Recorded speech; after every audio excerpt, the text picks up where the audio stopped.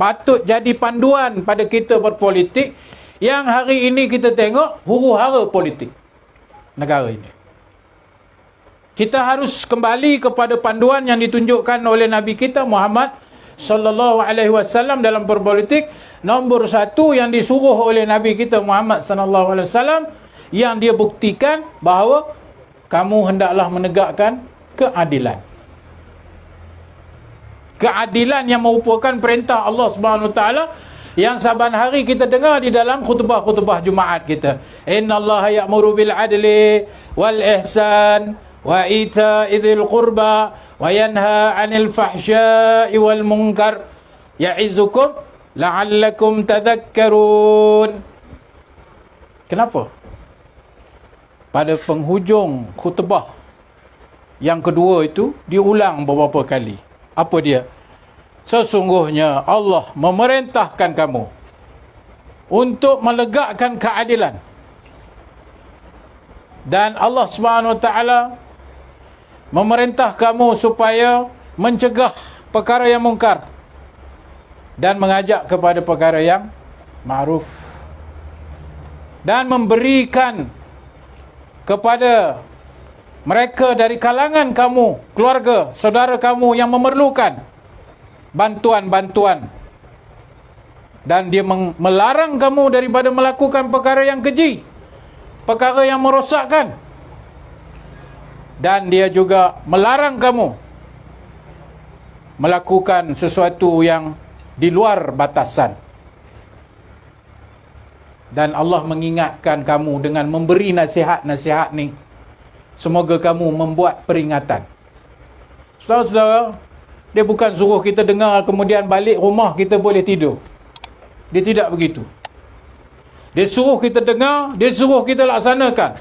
Dan salah satu yang Nabi sallallahu alaihi wasallam ajar kita untuk menegakkan keadilan, wala yajrimannakum syana'anu qaumin ala alla ta'dilu i'dilu huwa aqrabu littaqwa. Jangan kamu, kerana dia bukan puak kamu, kerana bukan golongan kamu, kerana bukan daripada keturunan kamu, bangsa kamu, kamu tidak berlaku adil. Berlaku adil, sesungguhnya ia itu hampir kepada ketakwaan. Saudara-saudara sekalian, macam mana kita nak berlaku adil kalau hari ini politik dalam negara kita berpandukan kepada kebencian dan permusuhan antara kaum sesama kita? Macam mana nak tegak keadilan? Macam mana hari ini kita tengok setelah kerajaan yang diperintah oleh Pakatan Harapan selama 22 bulan, kita didokong, kita disokong, kita diberi mandat oleh pelbagai kaum, pelbagai agama dalam negara ini. Lalu kita terlantik menjadi kerajaan setelah pilihan raya 2018. Alhamdulillah, tak ada mana-mana kaum yang ditindas, tak ada mana-mana kaum yang kita timbulkan kebencian antara satu sama lain, tak ada mana-mana kaum yang kita menimbulkan permusuhan antara satu sama lain, kerana kita menjaminkan bila Pakatan Harapan menang, maka Pakatan Harapan adalah sebuah kerajaan untuk semua kaum, semua bangsa, semua keturunan. Dan juga kami berjanji untuk menegakkan keadilan. Mana yang tak Islam ya? Di mana yang tak Islam? Tak payah nak sebut label Islam. Kalau sebut label Islam, tak ada keadilan, bukan Islam lah nama je tu. Saudara-saudara sekalian kena ingat, bila kerajaan Pakatan Harapan jatuh, bukan jatuh, dijatuhkan. Bila kerajaan Pakatan Harapan dirampas mandat, apa alasan Tan Sri Mahyudin Yassin dan mereka yang sama waktu dengannya, yang melompat-lompat ini, apa alasan dia? Dengar baik-baik malam ni, ini yang dengar dalam live saya ni, beribu orang dengar ni. Apa alasan Tan Sri Mahyudin? Dia kata, dan ni dia cakap sendiri dengan saya dalam telefon. Satu hari sebelum angkat sumpah, dia ajak saya sekali bersama dengan dia. Dia nak suruh saya lompat lah tu. Dia kata, ini Rugi, dia kata, kalau kita tak sertai. Sebab apa? Kita sekarang ni buat sebuah kerajaan yang semua orang Melayu.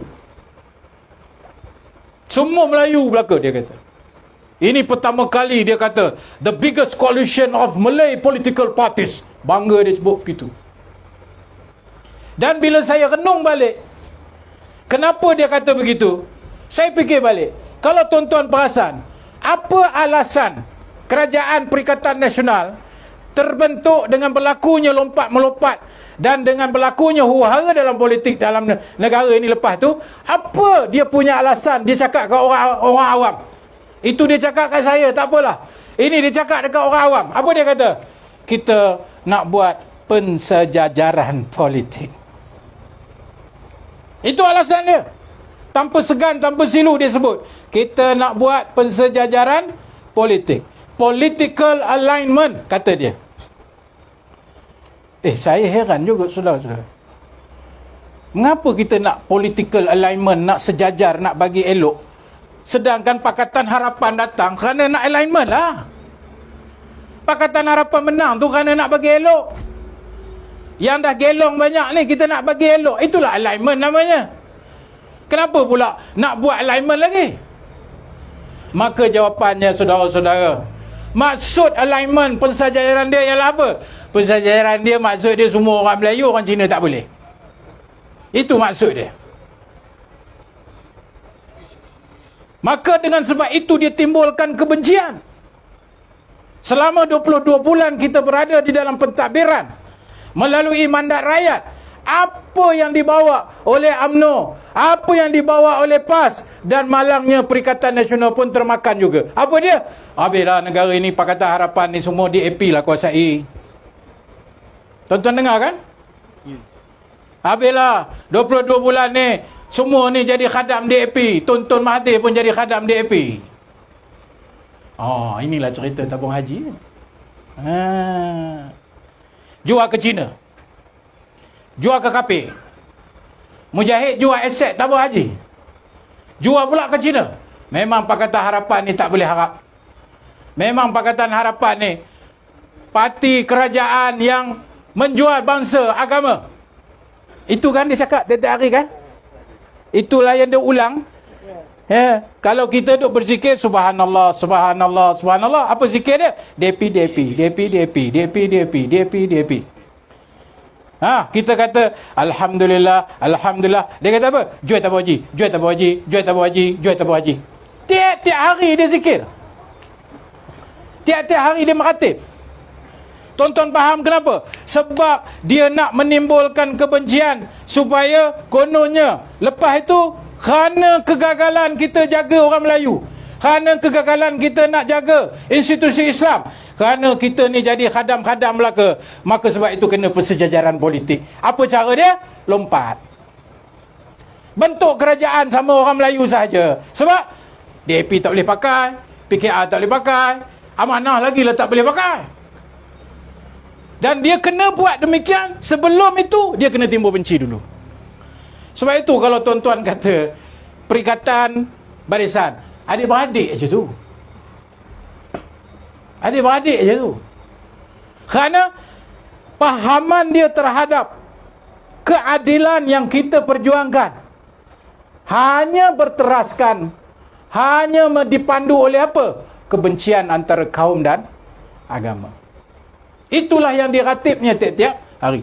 Habis, kalau dia kata kerajaan Pakatan Harapan ini dia tak bela Islam, apa contoh dia? Apa bukti dia? Itu dah datang cerita tabung haji. Itulah datang cerita LGBT. Mujahid sokong LGBT. Mujahid jual aset tabung haji. Sajad pergi Mekah pun ni pasal Mujahid lah ni.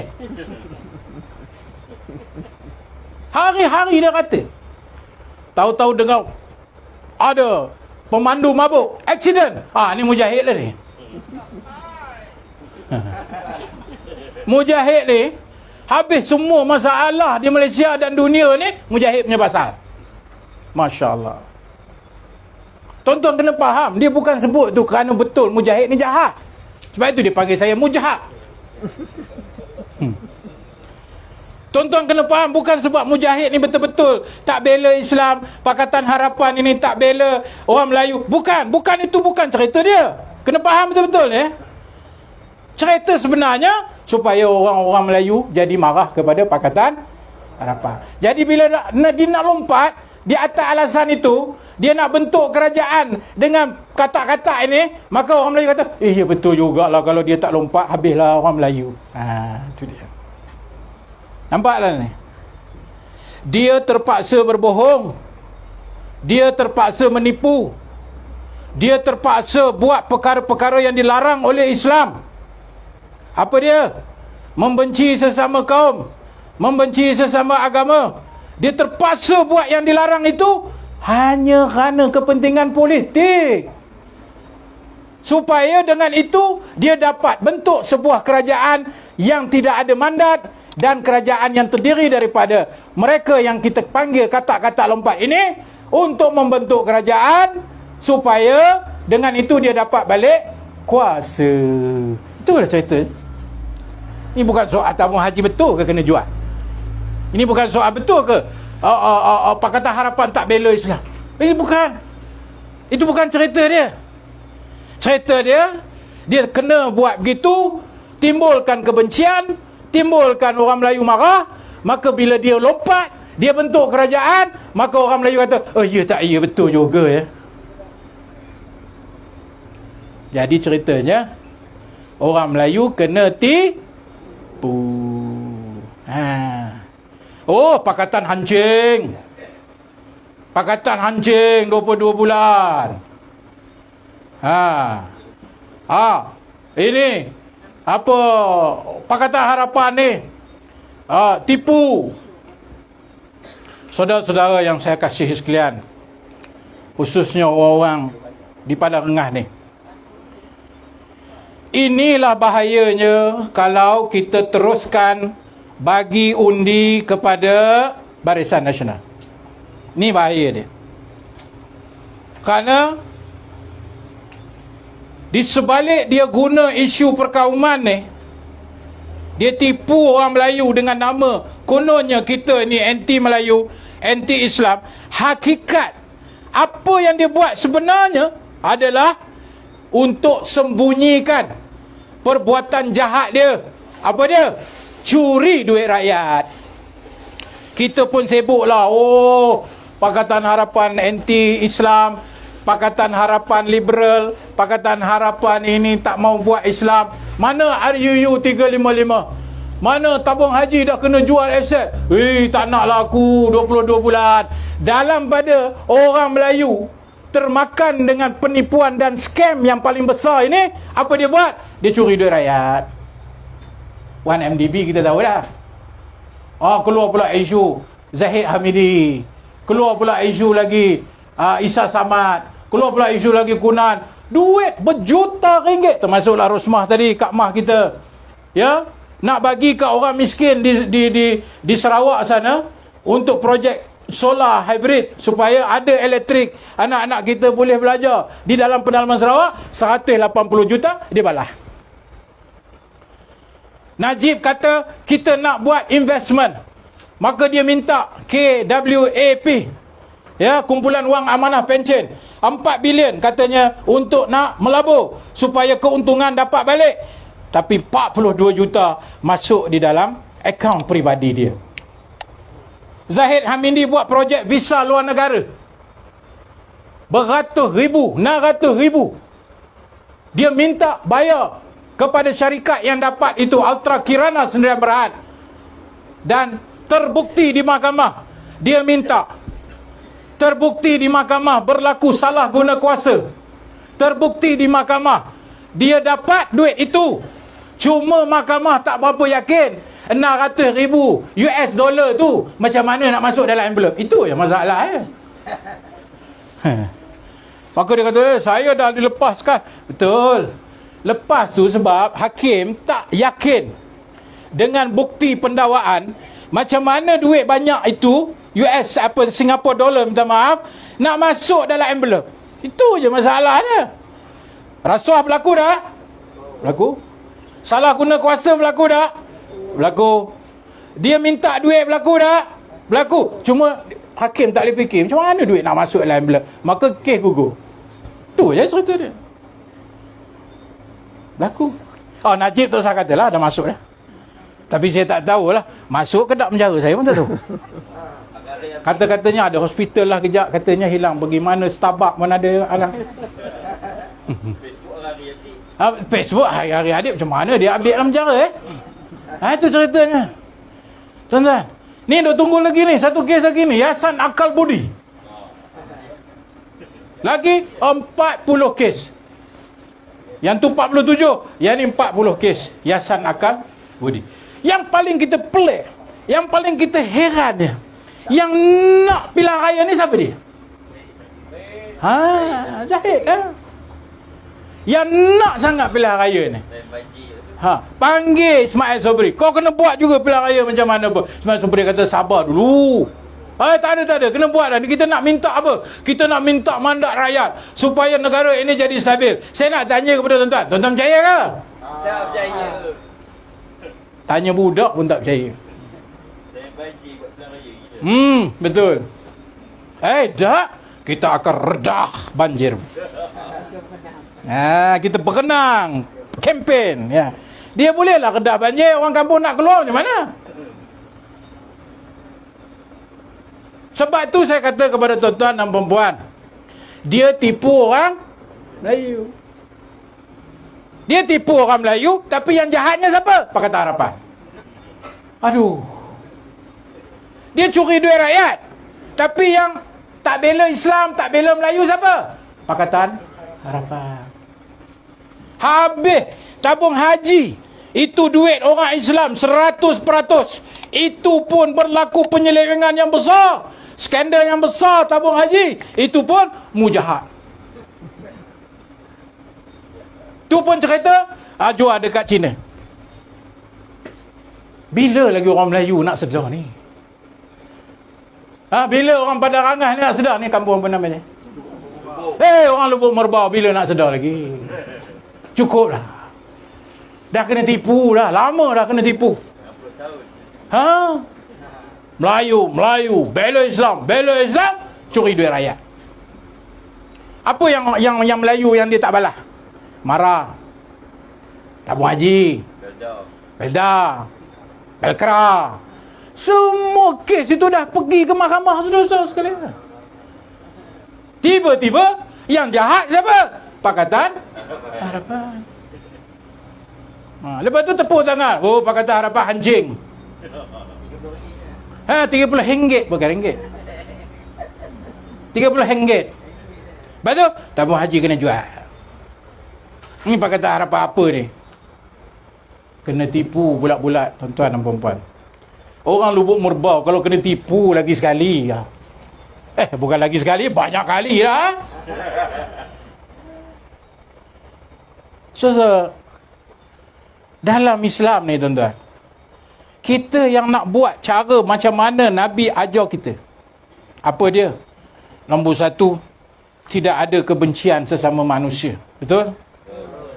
Kenapa saya nak benci? Allah telah memuliakan kita. Datuk Seri Anwar Ibrahim berapa kali ulang ayat ni sampai saya hafal.